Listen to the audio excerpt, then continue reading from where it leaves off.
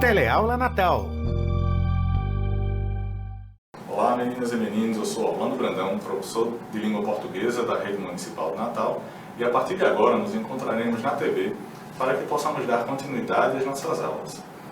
E para termos uma aula mais acessível a todos, é importante fazer a descrição minha e do que vai aparecer na tela, do que for significativo para o aprendizado de vocês. E aí, eu sou pardo, tenho olhos castanhos, cabelo curto, preto, uma barba fechada e estou usando uma camisa lisa vermelha. Meu sinal de Libras é esse aqui. Estamos falando de um estúdio de TV e os slides com conteúdo têm um fundo predominantemente branco com a fonte preta. E na aula de hoje utilizarei 20 slides. As informações no primeiro slide estão centralizadas e de cima para baixo temos a logomarca da Prefeitura de Natal, o nome da disciplina Língua Portuguesa, semana 1, aula 2, gênero discursivo ou textual notícia, professor Orlando Brandão. Dito isto, vamos à aula. O livro que eu vou utilizar é este que está na tela aqui que vocês podem ver.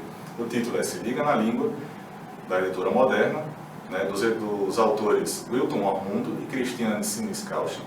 Esse é o livro adotado por toda a rede municipal, portanto pegue um caderno e um lápis para anotar os pontos mais importantes da minha explicação. Se você tiver com o celular em mão, não se preocupe não. Pode utilizar também para tirar uma foto, para fazer anotação, só tome cuidado para não se perder nas redes sociais. Neste outro slide que vocês estão vendo em tela, tem um título que você vai aprender nesta aula.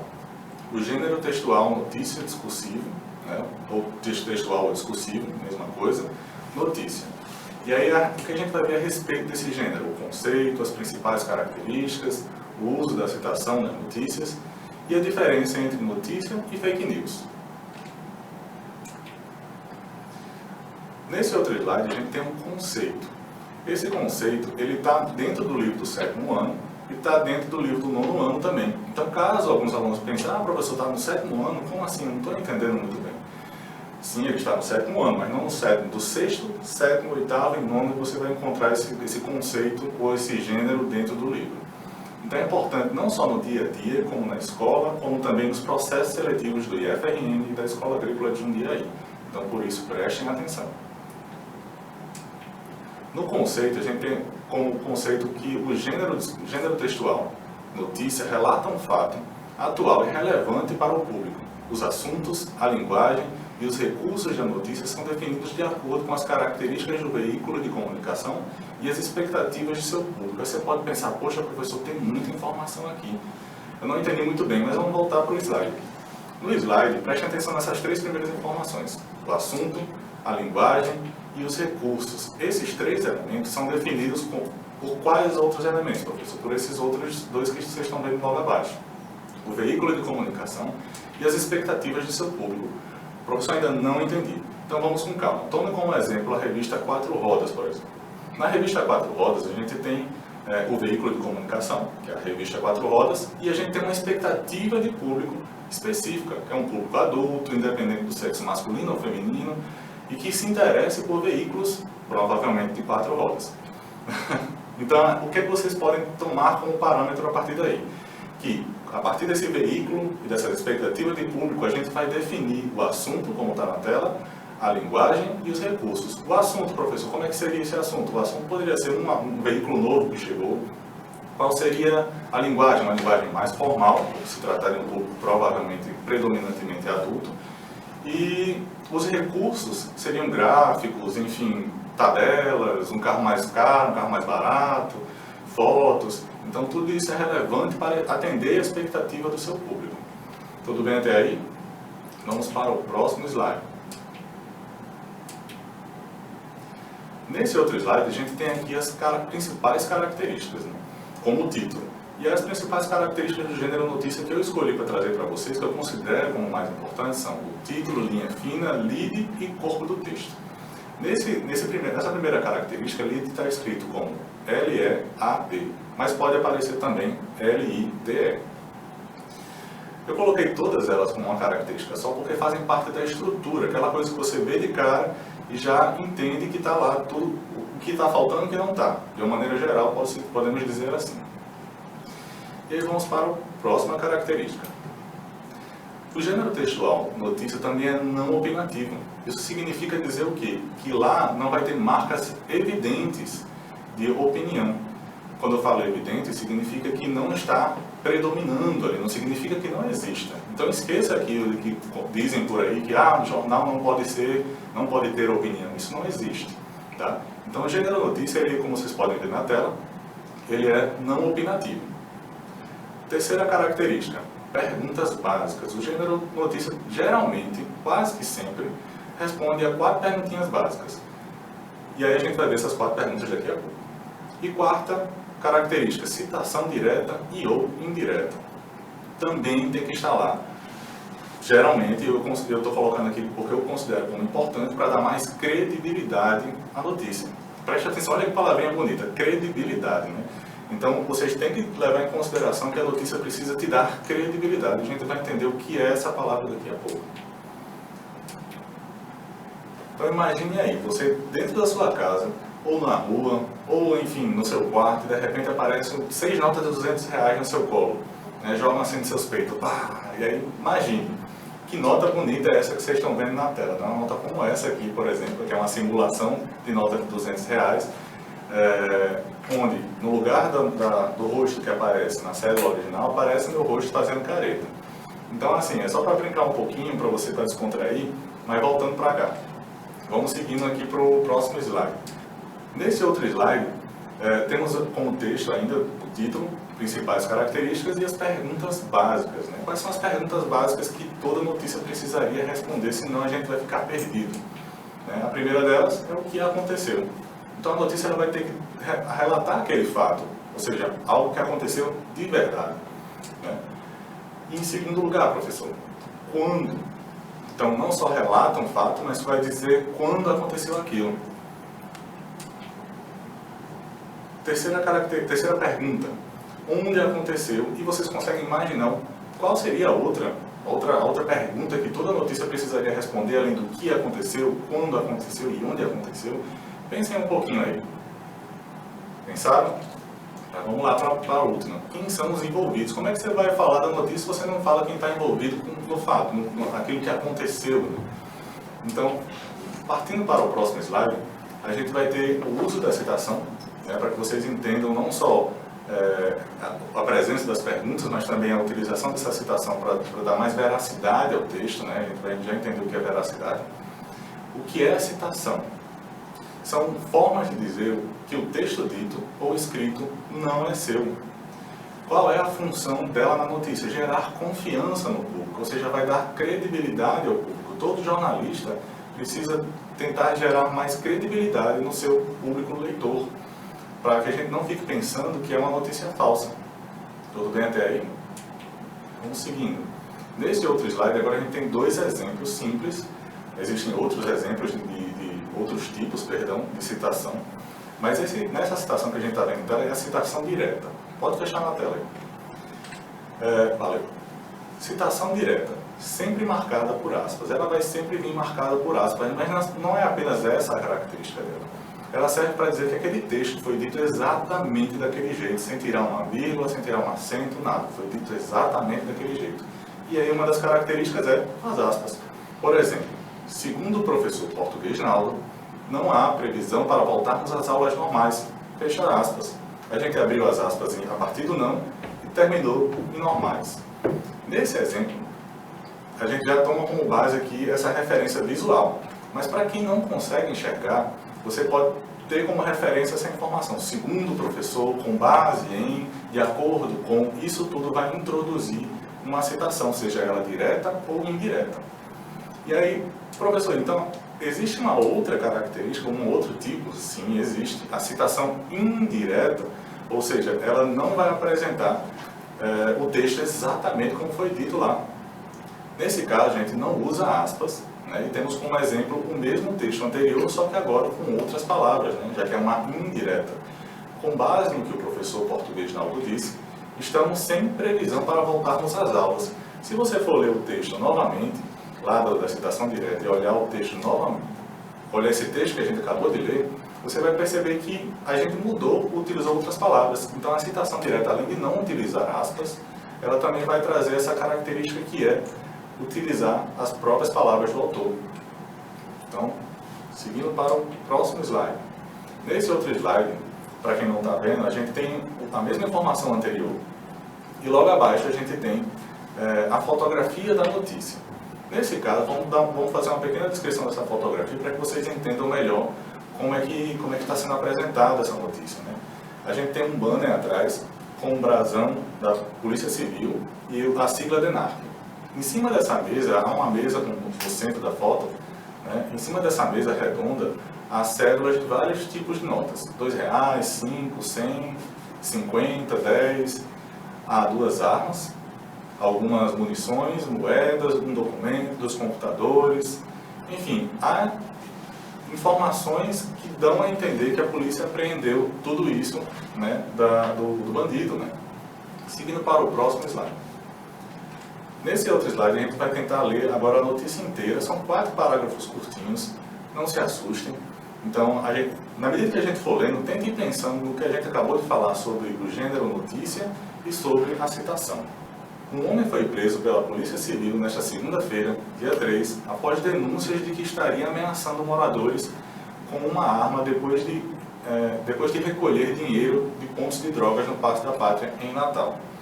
No momento da abordagem, o homem tentou fugir e saiu jogando dinheiro nas ruas e nos telhados das casas, segundo a Polícia Civil. Fecha aqui um pouquinho para mim, antes da gente continuar a leitura.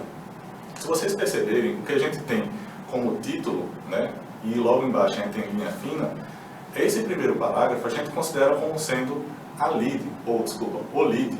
Né? O lead ele vai ser uma espécie de resumo na notícia, vai estar quase tudo da notícia lá posto.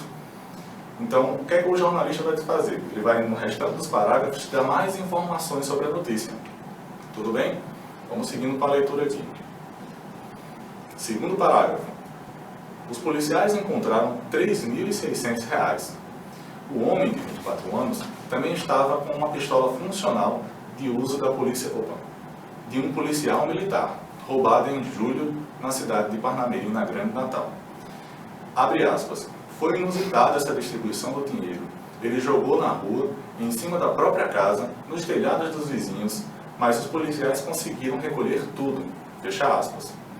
Diz o delegado, titular da Delegacia Especializada de Narcóticos, René Lopes. Quarto e último parágrafo. O homem já havia sido preso por tráfico de drogas no ano passado, mas foi absolvido pela Justiça por falta de provas. Nesta segunda, ele foi detido em flagrante, foi ouvido pelos investigadores da DENARC e depois encaminhado ao sistema prisional, onde ficará à disposição da Justiça. E aí, até agora, pelo que a gente leu e que vocês perceberam sobre o gênero da notícia, é importante que vocês pensem, pelo menos, foram muitas informações que eu trouxe para vocês hoje, mas é importante que vocês pensem pelo menos na informação da citação, porque ela vai dar mais segurança de que aquilo é verdadeiro, certo? Então pensem aí nesse outro slide que eu trouxe para vocês, há apenas o título, as informações iniciais, né? Título, linha fina, e logo em seguida tem o corpo do texto, mas não há a foto. Olhem para a tela, quem puder, e pretendem identificar pelo menos em que parágrafo há a citação direta e indireta. Pensem aí um pouquinho. Quem já percebeu, pode notar que no primeiro parágrafo a gente identifica essa citação indireta com base no segundo a Polícia Civil. Então a gente tem uma citação indireta porque não há a presença de aspas, há a presença desse segundo a Polícia Civil, e a gente acaba inferindo que essas informações foram palavras do jornalista, né, segundo a Polícia Civil. E qual seria o outro tipo de citação que aparece no texto? É a citação direta. No terceiro parágrafo eu falei abre aspas e fecha aspas para os alunos que são cegos entenderem, mas quem está visualizando fica mais fácil de perceber, né? E aí a gente marca não só pelas aspas, mas também pela presença do verbo que a gente chama de dissente, né? Diz delegado titular René Lopes. Próximo slide. Nesse outro slide a gente vai começar a falar sobre a diferença de notícia para fake news, né? A notícia ela é baseada em um fato. E a fake news é baseada numa mentira ou numa meia-verdade. Às vezes a pessoa começa com uma verdade e depois termina com a mentira ou vice-versa, né? Para dar mais credibilidade a tentar convencer de maneira equivocada o seu leitor, né? Então a notícia falsa, ela busca passar uma verdade a fim de tentar desinformar o seu leitor. Ela não é uma verdade, então é importante que a gente pense não só nessa desinformação que causa nos leitores, mas na sua responsabilidade diante disso. Né? Pensando nisso, o Superior Tribunal Federal acabou separando algumas dicas para que vocês possam identificar o que poderia ser uma fake news. Vamos a elas. Não tem fonte? Não repasse. Busque a fonte original. Então, se houver uma citação, olha a importância da citação. Se houver uma fonte segundo o jornal tal, ou com base no governo federal, ou no Ministério da Saúde, procure a fonte original. Confira a data, porque às vezes pode não ser uma fake news, mas pode ser uma notícia muito antiga que se passe por verdadeira hoje, ou que se passe por atual. Busque outras fontes. Então, se só aquele jornal diz uma coisa completamente diferente do que todos estão dizendo, e que não traz fonte, etc., suspeito. E essa outra também, leia a notícia inteira. Né? Você precisa ler inteira porque às vezes o jornalista vai trazer mais detalhes e você não pode divulgar a informação pela metade. E por último, na dúvida, não repasse para ninguém, certo? Então esqueçam isso. Fiquem na dúvida daquilo é uma notícia falsa ou não. Por que eu estou dizendo isso? Porque às vezes acontece nos grupos de WhatsApp, nas redes sociais, por onde a fake news mais circula, e alguém joga uma notícia nos seus peitos lá, pá, e a pessoa diz, eu não sei se é verdade, mas eu estou colocando aqui. Isso é divulgação de fake news também. E acontece muito. Qual o problema disso, professor? Nesse outro slide a gente vai falar sobre isso aqui. Quais são as consequências?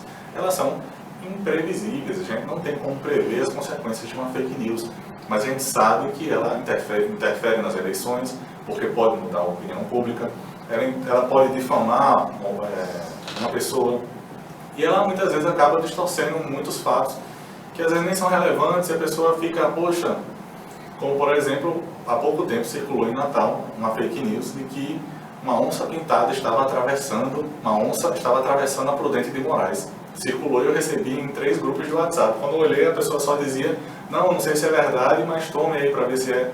Isso é divulgação de fake news, isso é um problema. Porque nem onça existe aqui no Brasil. Pelo menos não no Rio Grande do Norte. Então isso já é um problema. Tudo bem até aí? Nesse outro slide que vocês estão vendo aí, a gente tem o título, Novo Coronavírus. Pode fechar aí no slide que eu vou dar uma lida aqui para o pessoal. Essa simulação que na verdade aconteceu do WhatsApp, né? Vacina coronavírus, é o que está nesse texto, que é uma fake news, né? Identificada pelo Ministério da Saúde. O governo federal do Brasil anuncia que a vacina chega ao Brasil no dia 3 de março de 2020. Olha aí, quem leu naquela época acreditou, meu filho. E antes de clicar nesse link, vocês podem até suspeitar. Opa, não vou clicar porque pode ser vírus.